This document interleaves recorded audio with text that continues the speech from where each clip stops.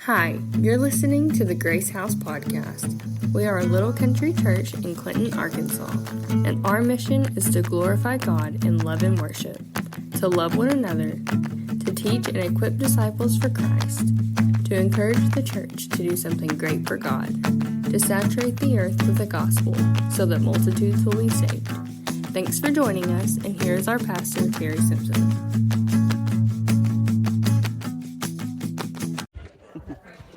Kim Trujillo, take it away. Thank you. All right, so school is starting in 10 days. Yay!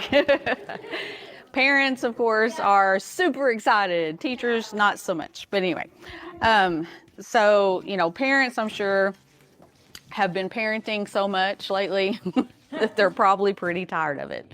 And so that's what tonight's about. It's about parenting. So it's going to be about us as parents, but also about God as our parent, as our father. Okay? So parenting is hard. It can also be an adventure. There's those midnight feedings, 2:00 in the mornings, all those fun ones.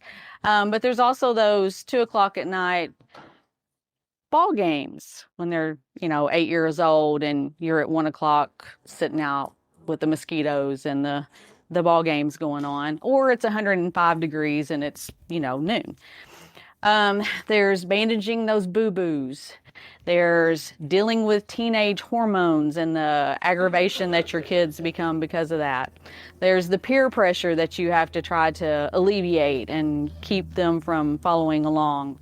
And then you enter in what I'm at, which is the empty nest, where you're still a parent, but you're not really sure how much you're supposed to parent. And so there's that fine line of, am I meddling, or am I just giving advice, or should I just keep my mouth shut?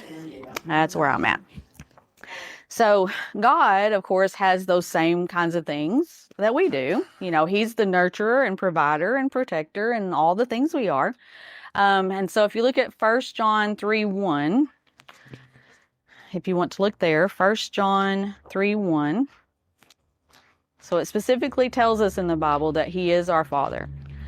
It says, "See what great love the Father has lavished on us, that we should be called children of God." So one of my favorite songs is Good, Good Father, because that's what He is. And that's how I see Him 99% of the time. So I have 9 different ways that we tend to parent our children that we're going to talk about. And these are also the same 9 different ways that God parents us. Okay. So the first one is that He plans. All right. So when we get pregnant, we automatically start planning out what we expect our children to be, who they will become, what they will look like, what jobs they'll have, what friends they'll have. We've already paired up who they're going to marry, maybe even, all that even before they're here. Okay. So as teenagers, Brandon and Savannah, so I've got 2, Brandon's the older and Savannah's the younger. And when Brandon was a teenager, I just knew exactly what job he was going to have when he grew up, because he loved anything math stuff. He loved sports, loved to watch and play both sports. And he also loved statistics. He had a notebook all the time writing down weird stuff about players, like how tall they were. He would list like all the basketball players and rank them in order of how tall they were. Why that was important, I don't know. But I just knew he was going to grow up to be a sports statistician, Savannah then, on the other hand, was our creative child. So she was the little actress. She can still lie to this day, and I can't tell that she lies. Brandon had a tell. You could tell because he would get this little smirk. He could not lie for anything. Savannah, from the time she was 1, could lie, and still today, I would have no idea unless somebody told on her. So, but she was creative. She loved art stuff, craft stuff, painting. She could learn a musical instrument. Like one day she went to the bedroom with a keyboard. She came back an hour later and played us a song and sang it. It's just like crazy. It was How He Loves. That was her first song. So that's one of my favorite songs too. And then she was in theater. She was Belle.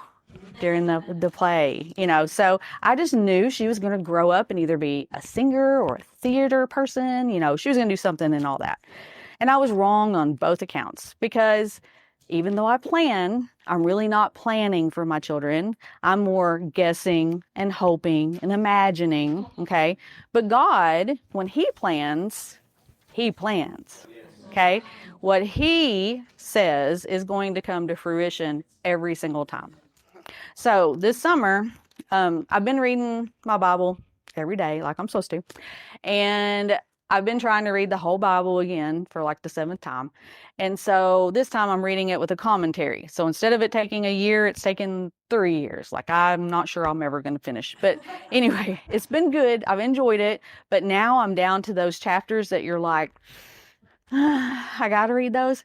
So this summer I've been reading Isaiah and Jeremiah. Yeah, I'm in Jeremiah right now. It's pretty sad. Anyway, so Isaiah 45, though, is where I first got an idea. So if you'll turn to Isaiah 45, this is a story that you probably don't hear very often. So in Isaiah 45:1, it says, "This is what the Lord says to Cyrus, his anointed one, whose right hand He will empower. I will go before you, Cyrus, and level the mountains," and then about 50 other things that He's going to do for him. Okay? Now, again, God plans. So this was, depending on which resource you use to look up stuff, anywhere from 100 to 200 years before Cyrus was born. So God already had a prophecy out there saying, I'm going to use Cyrus, who was a Persian king. Okay, so he was pagan. He wasn't even one of the Jews. And He was going to use him because under his rule, the Jews were going to be allowed to return to Israel after their 70 years of captivity. Okay, so again, God's plans always come to fruition, even if they're 200 years in advance. If He says it, it's going to happen. So isn't it wonderful that we have a Father that already knows what's going to happen? All right, 2, leading. All right, so we lead our children, or we're supposed to anyway. So we're supposed to train them up, right, as they should go. We shape them. We tell them where they're allowed to go, when they're allowed to go, who they're allowed to go with. Okay, we try to narrow down, so that they're on the right path. Well, of course, in the Bible, the Israelites in the wilderness, they were led for 40 years, right, with the fire and the cloud. Okay, well, this story is about me. So 34 years ago, God led me. Okay, so at that time, I would have been 22, 23, and I was teaching my first year. Now I'm on year 34. Anyway, first year teaching, and I still lived with my parents. I lived in Crothersville, Missouri, which is about 4 hours from here. Okay, and one day a girl from school said, "Hey, how about we go to line dancing lessons? I hear they're having some line dancing lessons in Blytheville." And I was like, "Sure, that sounds great. I love to dance. I wouldn't mind trying that." So we went, and that's where I met Johnny. And so Johnny was 31 at the time, and he was working for Arkansas Electric, and he was in Blytheville, Arkansas, because they were building a substation there. Okay, or several. Actually, I think there's 2 of them there. But anyway, and so he was at those same line dance lessons. Yeah, if you saw him now, you would go, "Johnny dances?" But anyway, it's really funny. So, yeah, neither one of us dances now. We've all put on, 60 pounds since then. But we were cute. We danced. We fell in love. We dated for 2.5 years because both of us, 4 hours apart, both living with our parents. Anyway, and so we finally got married, moved here because he had the better paying job at the time. And so we moved here, went to church with him, and eventually became friends with Amanda. And then eventually we left that church and came here. And so that's why I'm here tonight. But, I can look back and I can see exactly where God led me. This point to this point to this point, because He knew what was best for me. Okay, and this is it, where we are. Number 3, He provides. Now, this is the the basic thing that you have to do. You have to give your child food and water and shelter and clothing, okay? Just those basic needs, all right? So in 1 Kings 17, if you want to turn there, we're not going to read it, but I'm just going to kind of give you an overview of some of it. Again, this is probably a pretty familiar story. So 17:1, 1 Kings 17:1. This is when Elijah prayed that it wouldn't rain, and so it didn't, okay? And then there was a drought, and it was almost like he was wondering why there was a drought, you know, even though he was the one who said, don't let it rain.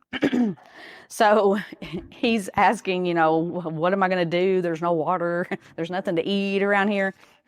And so God commanded him to go over here to this one brook, and he's like, I'll feed you. Don't worry about it. And so he goes over there, and there's water from the brook, you know, that was fresh. And then he had some ravens come down and feed him. Okay.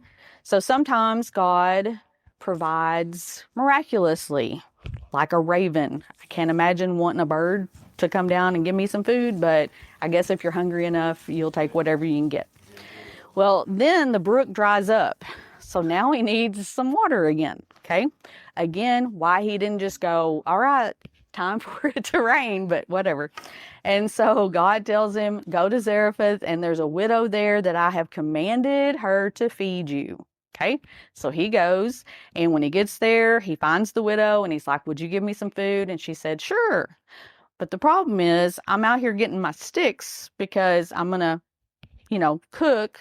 But all I've got left is this one little bit of flour and this one little bit of oil. It was really just enough for my son and me, and we were going to eat it, and then we're just going to lay down and die. And so she's like, but if you want me, you know, you're a prophet, let me give you some food. So I'm going to feed you, and we'll just go hungry, and I guess we'll just die sooner, you know, whatever. And so she fixes the meal, but the flour and the oil never disappear. So here's another miraculous time that God feeds people. But if you think about it, you know, not only does he do it miraculously, but he also is doing it through others. Okay? Because again, he could have just kept that brook going and those ravens coming. He didn't have to send him to somebody. And also by Elijah coming, she was able to benefit. So we see that on the provision part, that sometimes God does things miraculously.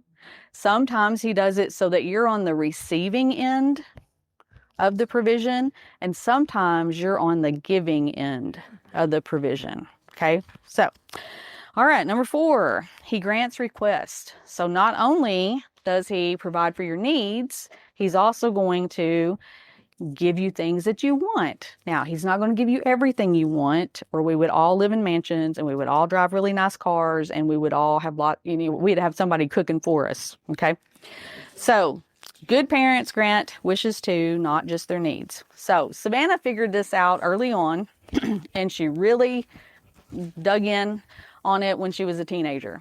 So her birthday's at the end of July. So I now have a 28-year-old. And so at the end of July is her birthday. But usually the end of June or the beginning of July, she would say something like, Mom, the new iPhone just came out. And you know, if you got it for me early, then you wouldn't have to get me a present when it's my birthday. And so she would talk me into these things. Okay. But then her birthday would come around, and her dad is one of those people who's like, you know, I was perfectly fine with, well, the phone is all she's getting. But Dad's like, well, you can't have a birthday and not have a present on your birthday. So she would get a second present. So she was really good at that. And then she also figured out that that could work at Christmas too, if she really worked hard at it. So for several years there, she got kind of the, you know, double presents. A little bit spoiled, if I have to say. All right. So in the Bible, though, 1 Kings 3, you don't have to turn here because we all know this story. This is the story of Solomon. Okay. So God tells him, you know, he appears in the dream and says, ask what you want. What do you need? Or what would you like? Not even what do you need? What would you like? If you could have anything, what would you like? And so, of course, Solomon asked for wisdom. And God's like, wow, I didn't expect you to ask for that. That's a pretty good one. Yeah. I thought you'd want, lots of women or some money or, to be king forever or something like that. But you just want wisdom. So I'm going to give you even more than what you ask. And I'm going to give you some riches and honor and fame to go along with it. Okay? He probably would have been better off if he just gave him the wisdom, because I think it's all those other things that he got that actually is what made him fall. But anyway, so God grants request. All right, we're already up to number 5. Look how fast we're going. All right, but this is the long story. This may take half the sermon. But anyway, so directions. All right, mamas are especially good at this one. We love to give instructions and directions to our children, especially like chores. Take the trash out. Do this that way. Those kinds of things, okay? And so there's many ways that we go about this. We verbally tell things, go take the trash out. And I mean, right now, put that phone down, do it, We also sometimes leave a list, I'm going to work. Here's your list of 5 things to do. They better be done when I get back, okay? We may do the same thing with a text. I'm on my way home. You better have that living room cleaned up and your bed better be made and the laundry folded, whatever, And then sometimes we give the look, okay? Mamas have a look. And so, the 2 kids are fighting in the back seat. All you got to do is turn around and just look at them. And they know to stop, okay? So this story, though, is about how God directed me. And what's really funny is that this story is connected to my last time that I talked to y'all. So just wait for that part.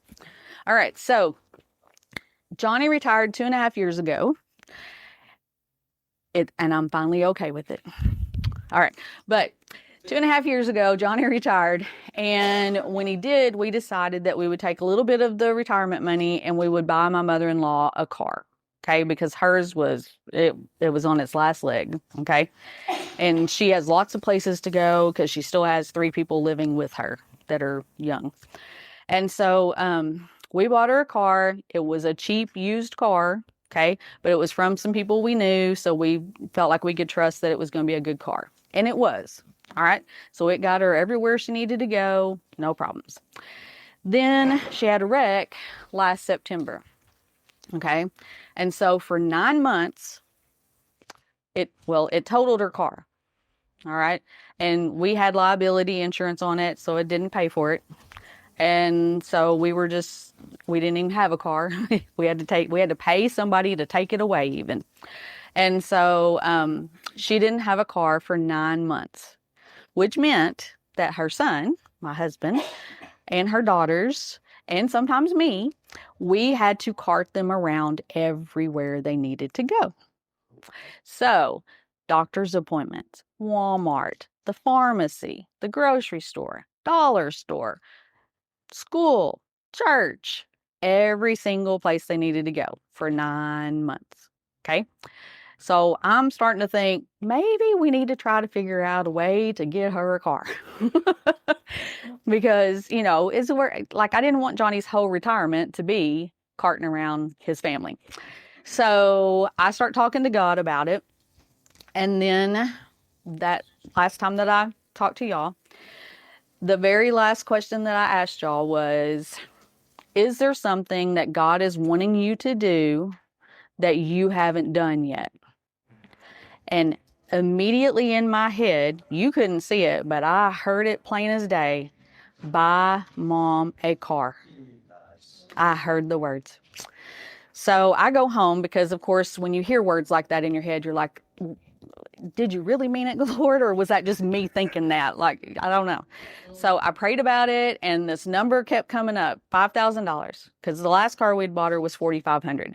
And so, in my mind, if we can find something that's, comparable to that, like, I don't even know what's out there, if 5,000 is good or not. So I'm scrolling through Facebook 3 days later, and I see an advertisement from a former student who is in Harrison. And the car is a car that's exactly like my daughter's, except it doesn't have a sunroof. It was a 2019 Nissan Rogue, which is like a sister car to my car, what I've got. And so I know that those are good cars, okay, because we've got 2 of them. And so I look at that and I look at the price. $4,995. That's my sign. I was like, this is it. I knew God was talking to me then. And so I told Johnny. And what's really weird too is that Johnny has never heard me speak until the night that he was here for that same sermon. And so he heard the question. And so I was able to tell him, remember when I asked blah, blah, blah, and God told me right then. So he believed me too. Okay. And so we prayed right then. And I said, we just need to go ask Mom. So we went over to his mom's house and we said, okay, if we get you a car, and you should have seen her eyes light up because she's felt like a burden for 9 months. Okay. And as a mama, that's hard on you. So we're like, can you handle the gas and the insurance if we get you a car? Okay, because she lives on a fixed income and there's 4 people in the house. So I wasn't sure she could do it. And I knew we didn't have any extra. Okay. And she's like, yeah, I think I can do it. And she said, and you're not going to believe this, but this morning I got a text or something on her phone that said, would you like a Rogue for free? The car that I was looking at. Not that car, but just any Rogue. Like it wasn't just an advertisement for a Rogue. Would you like a Rogue for free? Now keep in mind, I'm the one that's going to pay for the car. She's going to get it for free. So God was already talking to her too. It was so cool. And then we go to the insurance because we're like, okay, what's this going to do to her insurance? Is she really going to be able to afford it or not? So we go there and she already has her house on their insurance. And so we talked to the guy and he said, oh, you're going to love this. It's going to be $10 less a month with the house and the car. Seriously? So now she's got $10 of gas money. All right.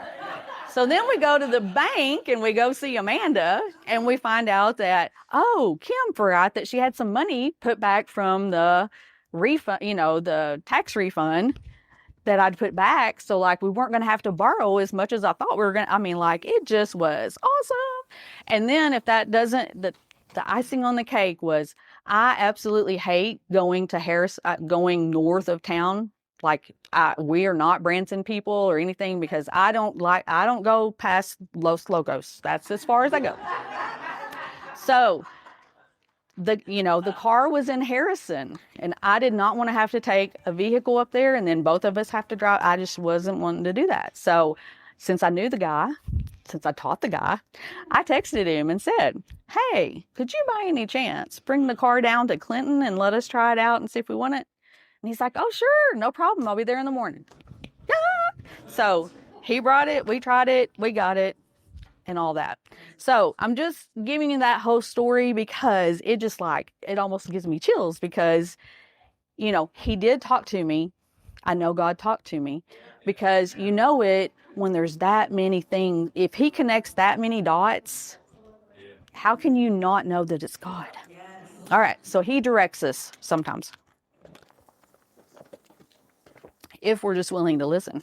All right. 6, he also protects. So as a parent, especially when your kids are teenagers, you have to protect them. Or when they're little. Terry mentioned this morning about the stove. We got to protect them from all the hot stuff, or you have to put all the things on the little, sockets and lock up everything that they might ingest or whatever. Okay. But, so he protects us, we protect our children. All right. So Savannah's another, I hope Savannah's not watching all these and hearing all these stories. But anyway, so a few years ago, Savannah was with some friends and we knew where she was going and it wasn't a big deal and she had our blessing to go.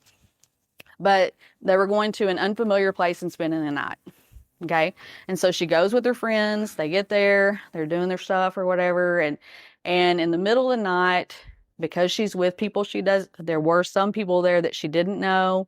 They were in an unfamiliar place. She did not feel safe for whatever reason. And so she calls Mom and Dad, and we don't question, we don't lecture, we just put our clothes on, get in the car, and go pick her up. Because that's what you do as a parent. You protect your child. If they feel unsafe, you protect them.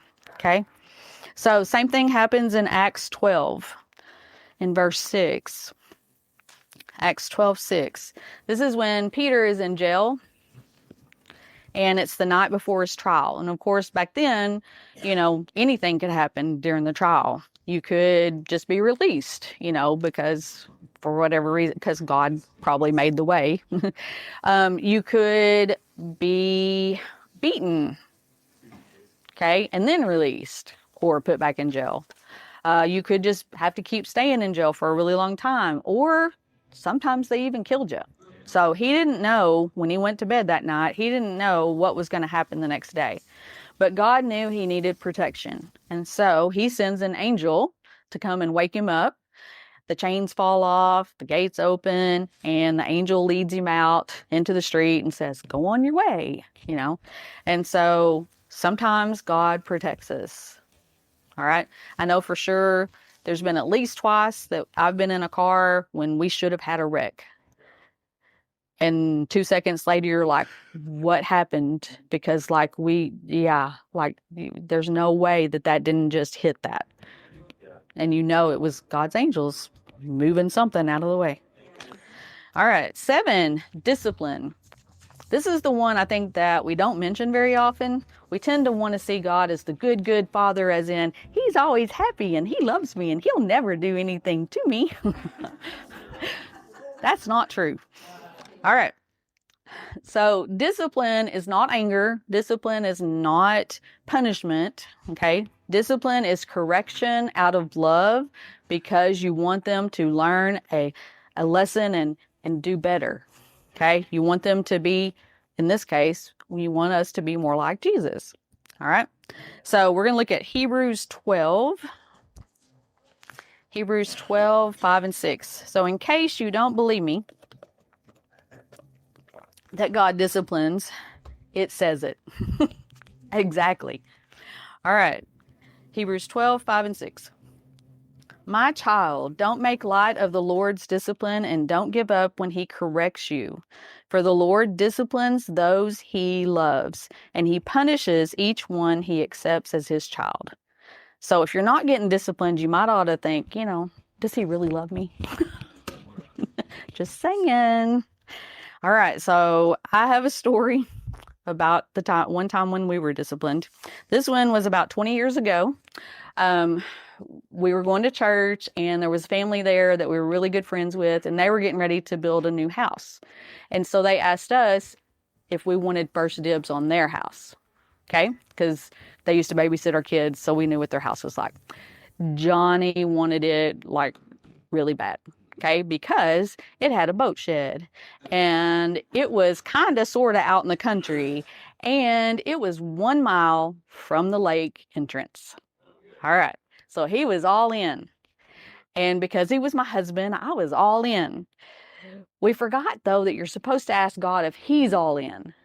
And so we didn't really put much prayer into it. We kind of saw it as, if we don't take it right now, if we don't agree, then they're going to let somebody else, they're just going to put it on the market and we won't have it and whatever. So we were like, yes, we want it. Okay. And that was great. And God let us get it. But the problem was, since we left him out of the decision, he disciplined us a little bit. And so we tried to sell our house and it wasn't selling. Okay. And so the other couple finally said, tell you what, we're moving out of our house. It's empty now. Okay. How about you move into it? And then that way yours is empty, because empty houses tend to sell better. Okay. They show better because they look bigger than having all your stuff in there. And so then that way it'll sell faster. We're like, yes, that sounds great. So we did that. And then we ended up, they actually were nice enough that they halved the house payment with us on the other one. So we ended up, but for 2.5 years, we had to pay 1.5 house payments. 2.5 years. And just the stress over trying to sell a house. Like, if you don't know what that's like, it's very stressful because someone will come and see it and you get your hopes up and you think they're gonna, and I think we went into contract like twice before we ever sold the house, like anyway, it was a lot of letdowns. So that was a big deal. But the part that I really think is funny now, but then really wasn't. God also gave us a plague. And I know you're thinking, he does not do that. Yes, he did. We had moths. We had a pantry that's about, I don't know, 6 by 8. It's where one of our freezers is, and the ironing board and the water heater and just some stuff. Anyway, so we got moths a few months after we moved in. It took us 6 months or longer to get rid of those moths. Like, we did everything. We had mothballs, we had sprays, we sealed off the room with masking tape and wouldn't go in there for a month, and then you'd go back and you'd open it up and it was awful. I'm telling you, like, it was the biggest nuisance, and you had to clean stuff up, and then you'd take everything out again and wash it all. You know, we had to use spray foam stuff and and it still looks like that. If you know that spray foam, it's like the orangey spray. It's not even attractive. Like, it's just all up in all the little crevices. Anyway, it was so bad. But I know, again, that was just God's kind of funny way of saying, you shouldn't have moved here until I told you to. So God sometimes disciplines you. And he has a sense of humor. All right. Number 8, stepping back. So this is the hardest part about being a parent, I think, is that you have to let your kids make their own mistakes. I know, it's awful. Especially when they're young adults. It's the worst. Anyway, so they've got to do some of the things on their own so that they can learn from it. Okay. And so, you know, kind of like with Terry's story about the stove this morning, you know, you don't necessarily let them touch a hot stove. But have you ever, like, fixed their food and it was too hot and you said, no, we got to blow on it. We got to blow on it. Don't touch it yet. Don't touch it. And then they just keep putting their hand. Well, go ahead. Just go ahead and see what happens. How many times have you said that? Just go ahead and see what happens.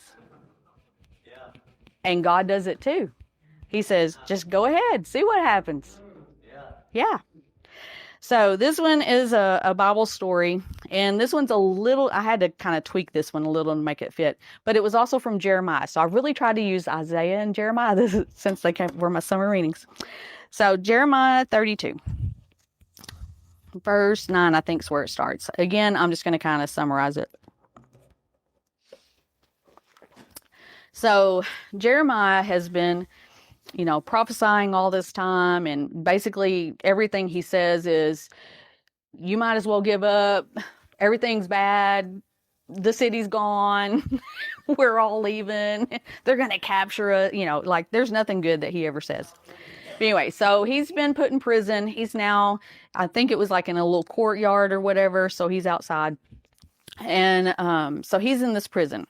And God tells him, so this is what's different. So God's actually going to tell him to do the stupid thing or whatever, okay? But it's kind of like us saying, just go ahead, just try it and see. So God tells him that he needs to buy some property from his cousin. He's like, your cousin's going to come, and I want you to buy the land from him, okay? Now, remember, Jeremiah's in prison. Do you need land or property if you are in jail? No. 2, Jerusalem, there's a siege on Jerusalem. And as he's already told them, the people are coming in to take the place. They're going to burn it down. They're going to take all of you people over here. Okay? If they're fixing to take you over there, do you need land over here? No.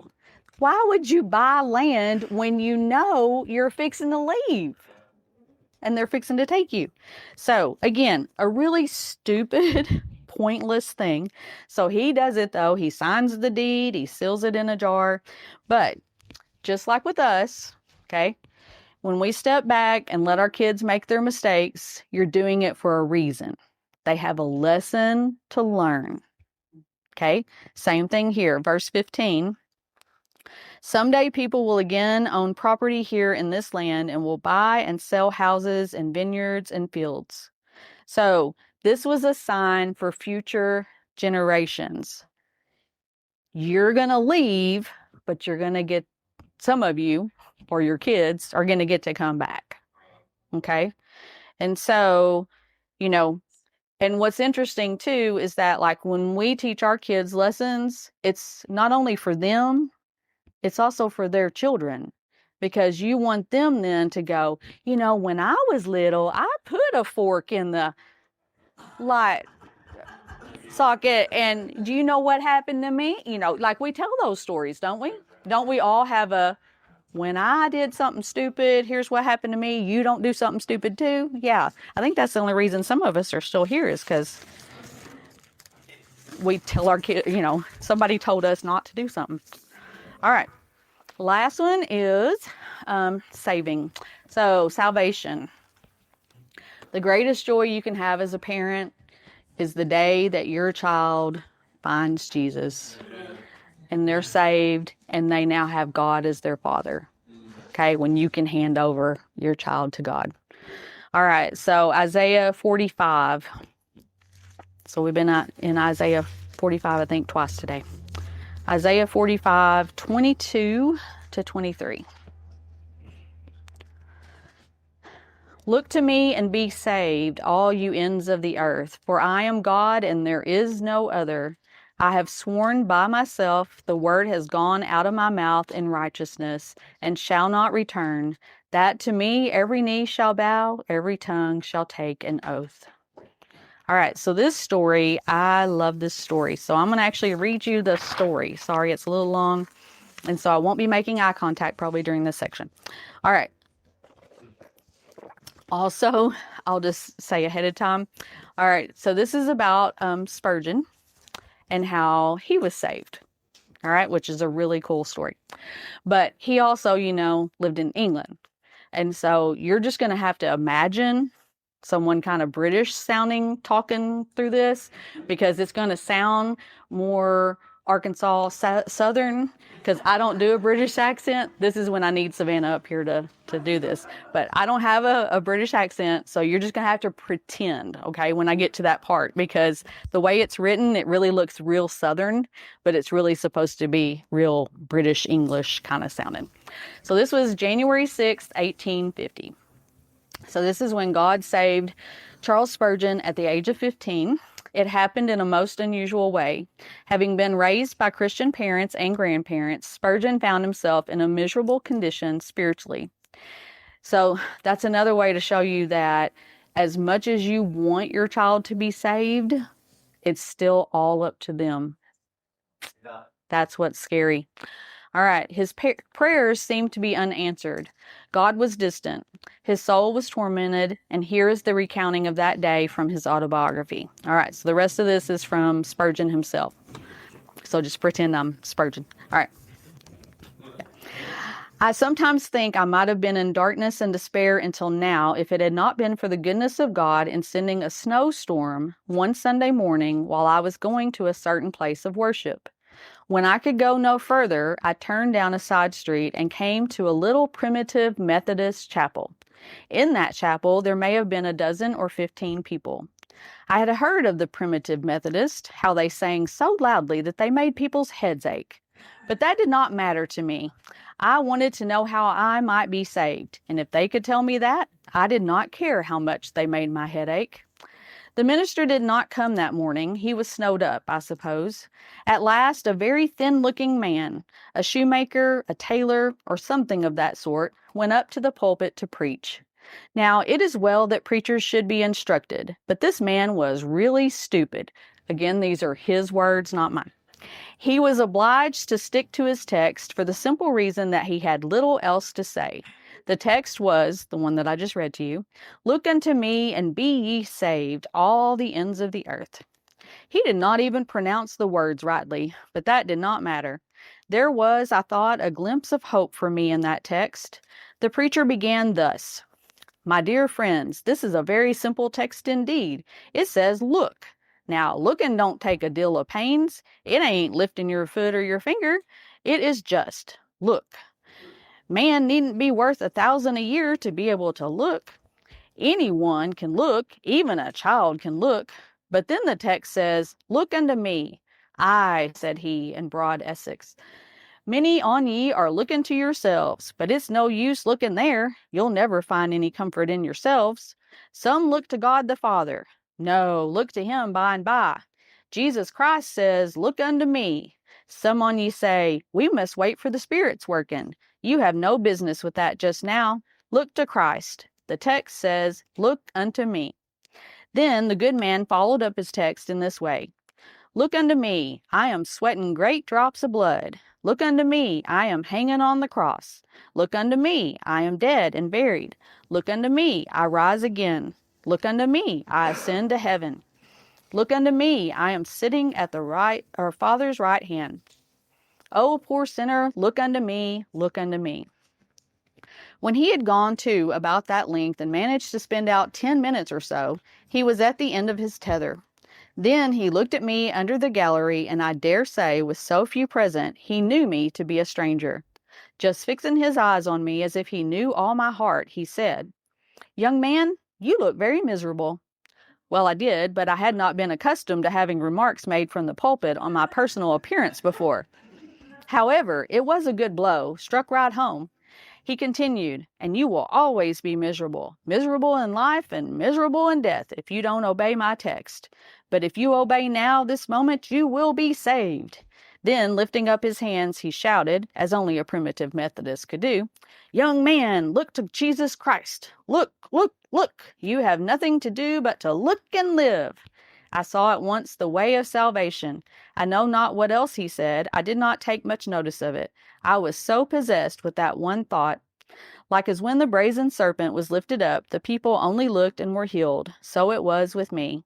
I had been waiting to do 50 things, but when I heard that word, look, what a charming word it seemed to me.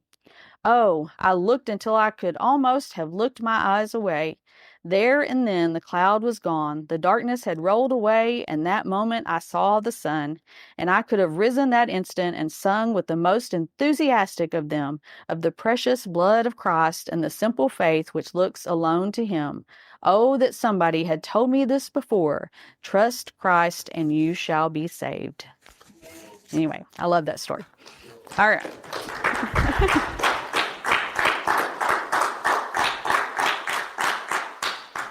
So, in closing, see, we're already done. All right. In closing, of those 9 things, okay, so if you've forgotten what they are, planning for your child, leading them, providing for them, granting their wishes, directing them, protecting them, disciplining them, stepping back, or helping to save them, all of those things are rooted in one thing. God knows you and he loves you. Okay? So sometimes you can only see these things and his fingers in all this stuff when you look back on it. Sometimes, like with the car, you can catch him in the act while it's happening. Those are the best ones. And sometimes you may need some correcting before you understand. And sometimes things won't make sense until a long time after. Okay? But whether you trace it, catch it, feel it, or don't understand till later, you can know that he is a good, good father, and he was there all along. Amen. Thank you.